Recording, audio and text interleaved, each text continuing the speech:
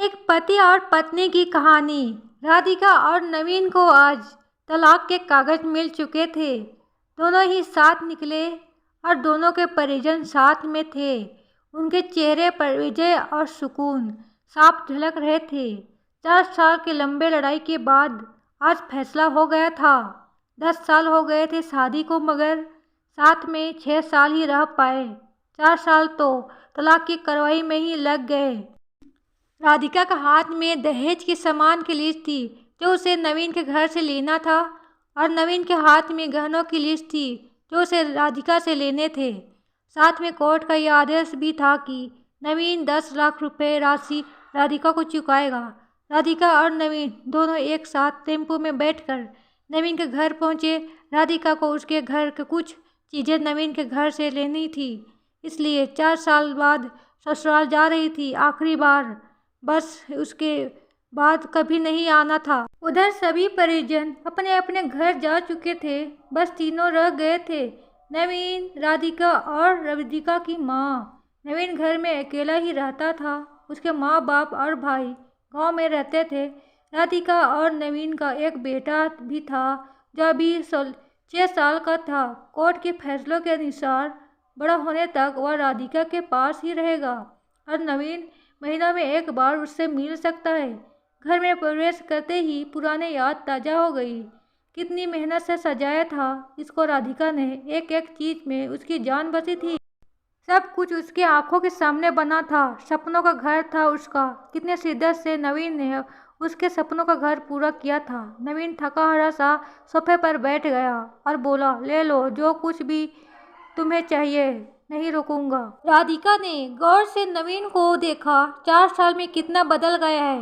बालों में सफेदी झलकने लगी है। शरीर पहले सादा रह गया है। 4 साल में चेहरा की रौनक गायब हो चुकी थी। वह एक कमरे में गया जहां उसके दहेज का अधिकतर सामान पड़ा हुआ था।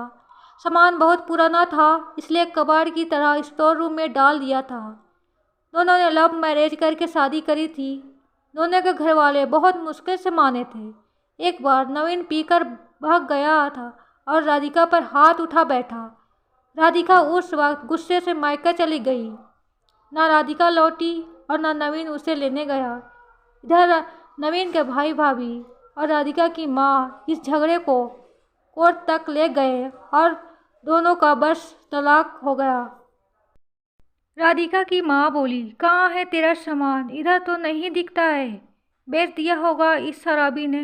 राधिका बोली, चुप रहो माँ। राधिका को न जाने नवीन को उसके मुंह पर शराबी कहना अच्छा नहीं लगा।